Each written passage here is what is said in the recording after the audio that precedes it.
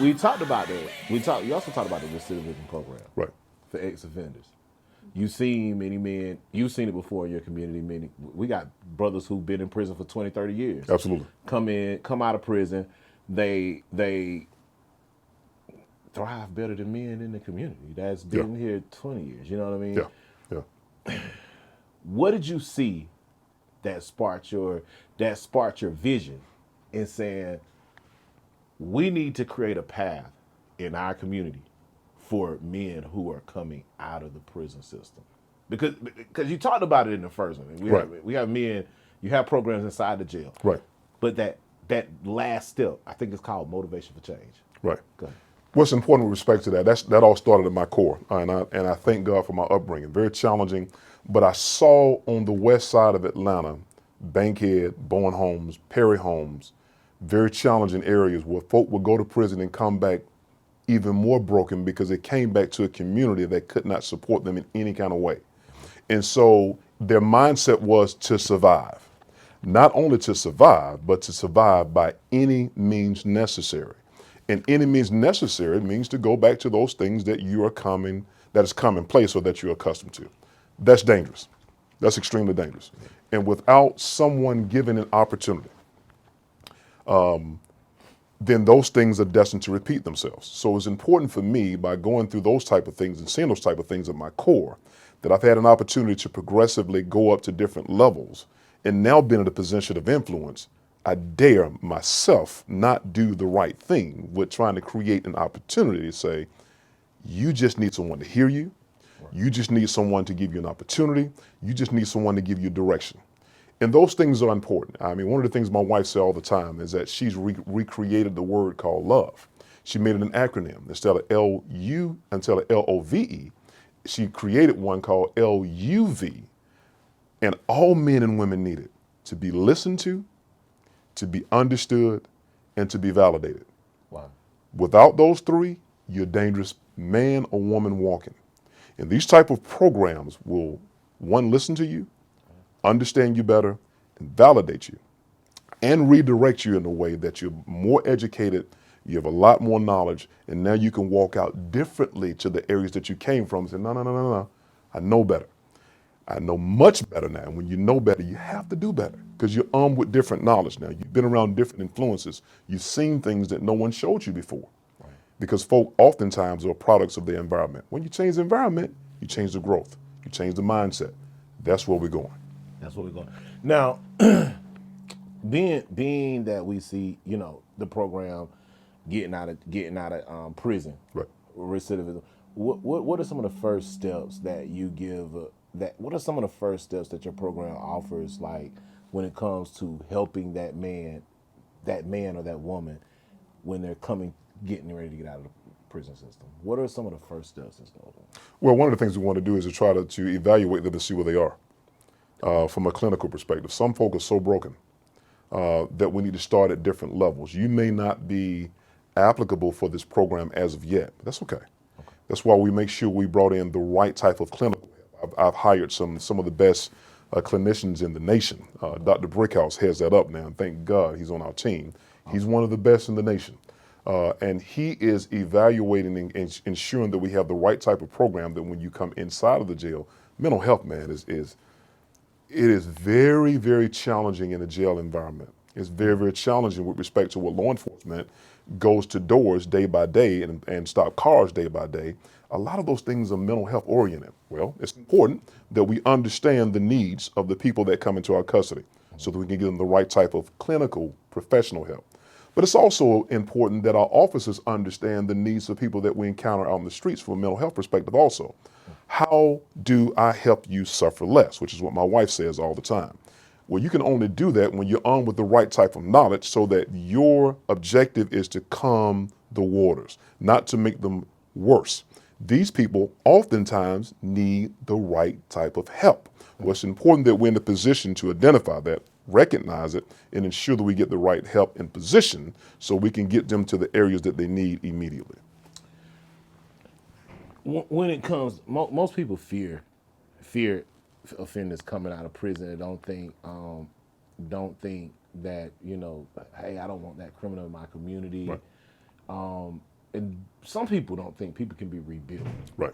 What inspires you to say, let's work with this brother or this sister to give them a second chance?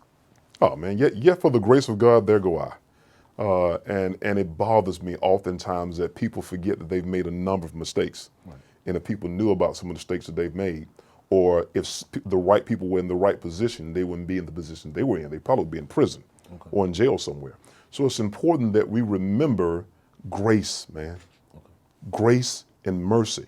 And if we deal with those type of things with the right type of knowledge and people in position, we can change a lot of things in our community. But those type of grace are the type of grace that these people that we're encountering need, somebody gave it to us. Right. And it's called the law of reciprocity. As you give, it should be given back to you. So it's important that we give that consistently because somebody gave it to us. But every now and again we forget. But that's what humbles me. That regardless of what you see in a suit and tie, the core of where I come from, of who I am, somebody poured into me. I still have mentors that say, there's certain things that you cannot do. There's certain things you need to understand. There's certain things you need to remember along this journey. And one of those things to remember is to make sure that you have graceful people around you to try to help them always and to stay humble. That's interesting. That's it, man. You know, it's funny because off the record, you know, I remember meeting you when you were first running for sheriff, and Right. you were very huge on the law of reciprocity, and it actually made me go home and look back at myself in the mirror. Just on a off mentor Right, note, you right. know, the law of reciprocity is like, I've heard you say that a couple of times, you know, but it stuck with me the first time that you said it. Why is that a value system why is that such a value system on your totem pole when you're dealing with people and just the community in general? You know, I remember when my mother was a single parent and was trying to raise 4 children. And I remember her maybe making $8,000 to $9,000 a year. And this was in the hood, man. I mean, it's on the west side. We went through struggles and challenges. And I remember her crying and screaming at night while we tried to sleep, but you could not. I remember having pillows over my head, trying to drown out the sound. I remember those type of things. I remember my father would only come to the house just to beat my mother. I remember when he would say out loud that his goal is to knock all of her teeth out. I remember that. I also remember that when we had no food, consistently, somebody gave it to us. Somebody reached out and said, no, you know what, we got some groceries, we have some extra stuff. I'm gonna make sure your children have the right things on their back. I'm gonna make sure that your children have something that people don't talk about them in school. We went through all of that, man. Right. We went through all of that. So when you get in these type of positions, that once I strengthen you, this is biblical, once I strengthen you, then go back and strengthen your brother. So that supports the holistic approach of as you give, it shall be given back to you. But what's interesting with me, I don't think about it like that. Okay. I think about it as a need. I don't give with wanting something in return. I give because it's a need. And I think that is the reason why we have to be very careful about the people that are in certain positions, not only in our county, but in this nation. Because this is it's a nation that we live in. We're no longer united. Wow. And we unite when we understand that our fellow man and woman are in need. Go help them. Go help them, man. Because today them, tomorrow you. Right. And it's important that we understand that we never ever forget that. Give back, man. Give back. Help somebody, man. Because you never know who. It's interesting. Our principal said something that blew my mind. He stays about 4 doors up from us, which is interesting. Our principal, he's about 84 years old now, in high school. My wife and I met in high school. And he said that when he was extremely ill about to die, they said we have to have emergency surgery. And when he went into surgery, he looked up and saw a former student of his and said, Dr. Hill, you remember all the stuff you told me? And I was a troubled child. And he said, he started to cry. He said, I got you in the bed saying, you can't die. Wow. And that Oh man. because he gave back to this man, man. He gave back to him. Now that guy's a doctor doing surgery on him. Law of reciprocity, brother. Law of reciprocity. Wow. Wow. Wow. Yeah. Wow. That's that Yeah. real life, man. Yeah, well, Real yeah. life principles. In real life. Real life value systems. Yeah. And I think that's what we need. And in I mean, me myself, I'm an ex offender. You know, That's I've what's been up. down that road. You Okay. know, I remember getting locked up right here on 218, Henry County, 2 pounds of marijuana in the Okay. car. You know Okay. what I mean? Yeah. And just Judge Amero, I could have been gone up the road. Right. You know, Right. Judge Amero, but Judge Amero had grace and mercy, and he said, you know what, I'm gonna give you 5 years probation. You know, anywhere else you would Right. you'd have been up the road. Right. Right. So that somewhere for somebody to see a light in people who are stuck in that darkness, who can be a light for people stuck in that darkness, that means a lot to people. Because if you look at my record going back from 2001 to 2005, I'm not the same person, you know. Right. But I didn't know God was going to give me the charge of what He gave me today. Right. You know what I'm saying? That purpose for living. That purpose for living. When it comes down to purpose for living, what do you see? What do you see inside this recidivism? And a lot of people don't. Some people don't even know what recidivism is. So when you see these guys out of this jail and they're going into their, most people say, I don't like how this person look. I don't like how they dress. I don't like, you know, how they talk. Is there any type of programs in place like for character development or you know, I know it's educational programs, Right. but how to, like you said, how to talk, how to be a man, how to dress yourself, how to go fill out that job application, how to go create your own business. What Right. type of plans are in place for these offenders when they come out to learn that part? Because I know we could tell them to go get it and Right. these are the steps, but Right. what type of plans are there? And that's why we're partnering with people that have that to create the holistic plan. Okay. After 9 months, man, one of the things we want to do is to have a huge ball for these children.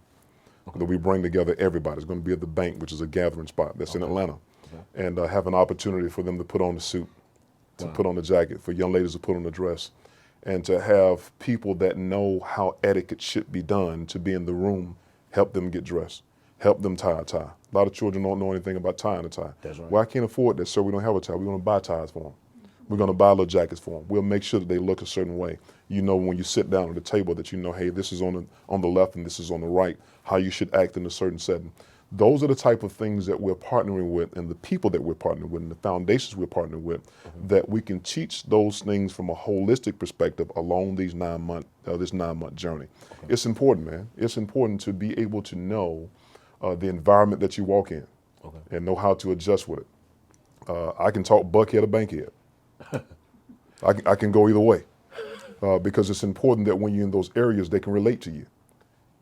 No relationship, no trust. Right. So it's important that they can relate to you. And I try to speak different languages, but still from a positive perspective. It's interesting that other countries teach 4 or 5 different languages. And one of the basic languages they have to learn is English. Why don't we do the same? Right. And what that does is make them more marketable when they sit at the table of success. Then they can talk various different languages, and they understand where you're coming from, and they understand what your need is, because they understand what your need is relative to your skill set. English, maybe Spanish, maybe it may be anything, but you have to make sure that you're on a whole different level with understanding it, brother. You have to be able to do that. Right. But we're certainly going to teach that. Man, that's awesome. That's awesome. Getting back to now you talked about partnering with Morehouse. Yeah. And I saw that on the news, the partnership with Morehouse. Give us a little bit of more. What's the partnership with Morehouse? What is that like, and how does it bring value to our community?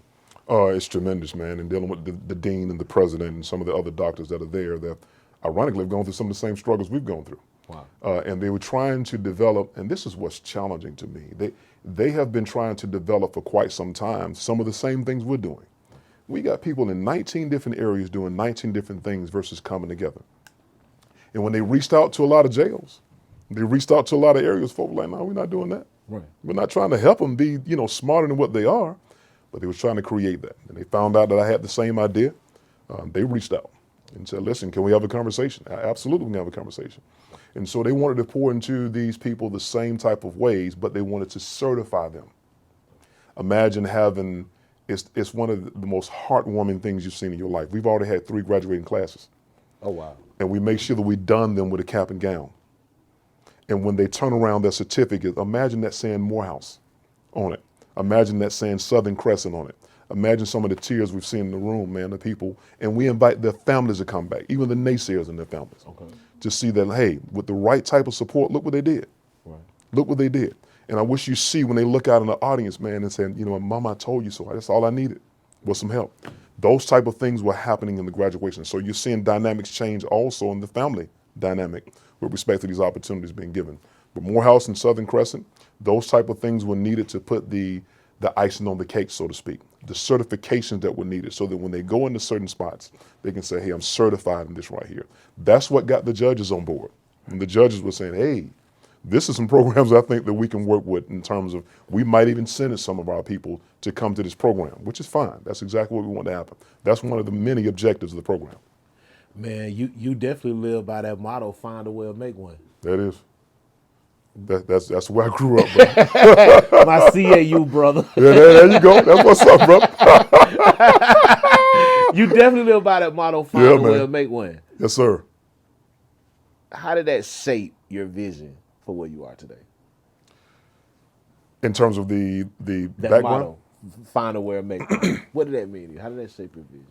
Well, life is hard, man. Some of the children we talked to already, they said this statement I thought was interesting. They said, life be lifing.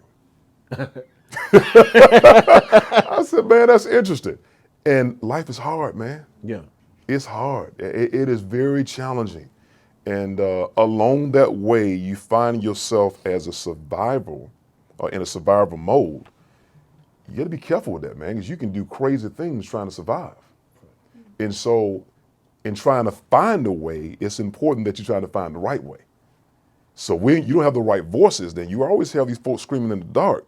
Gangs, wrong influences, folk that's trying to get you to do what they do, folk that's trying to get you to commit crimes. If they show they care about you, then they have loyalty. You don't want that. That's dangerous, brother. So where are we, the folk that are on the right side of the aisle? What are we screaming? In the light, not in the darkness, but in the light. Wow. Say, no, man, come over here, man. Let's show you how to really, as they say, go get the bag. Let's show them how to do that the right way. That nobody's knocking on your door. You don't have to see me knocking on your door saying, oh, wait a minute, you did it the wrong way. Then you got to come see me. Right. Those type of things we want them to do the right way, to find a way or to make a way up under the right umbrella. Man, that's awesome. That's awesome. Sheriff, I just want to thank you for taking out the time for sharing this information and enlightening us and updating us on the recidivism program, the mentoring program, and some of the things you're doing to continue to change the game. I remember covering the story in the magazine. The first time when you even got in and your vision was cast in, man. Yeah. Man, anything you would like to say to the people of not just Henry County, South Atlanta, and moving this vision forward? What can we see coming forward with Sheriff Scandrett? Hey, we're still doing what we talked about day one, man. I still wear this every day. It's a band that we did from day one that we talked about during the campaign. Changing the narrative. And changing the narrative is going to be difficult. Change is difficult, man. Right. Change, oftentimes people fight against it. They just don't like it. And that's not what we do here in Henry County. And why are you doing those type of things? It's different. It's different. I understand that, but it's needed. Folk didn't we needed a a horse and buggy until they saw one. They didn't know that cars run a little bit better until they got one. They didn't know that disc was better than 8 tracks until they got one. You know, and so things are going to consistently progress to go to the next level. The objective is, or the answer should be, or the question should be, will you go along with it, or will you be left behind? I heard something today I thought was very interesting, and it just blew my mind, that 2 dinosaurs could never produce a gazelle. And it blew my mind. And dinosaurs represent the old way of doing things. The gazelle represents running, moving toward the next level of excellence or the next level of technology or the next level of skill set. 2 dinosaurs can never ever produce a gazelle. I don't think there's nothing else to be said after that. Hey, we just want to thank you for taking the time out. Humble, man. Sharing your story again with us. You guys can look forward to this in the spring edition of Game Changers Magazine featuring Judge Hollyville. Thank you for your time. Humble, sir. Thank you, man, for what you do, brother. Game changer. Changing the game.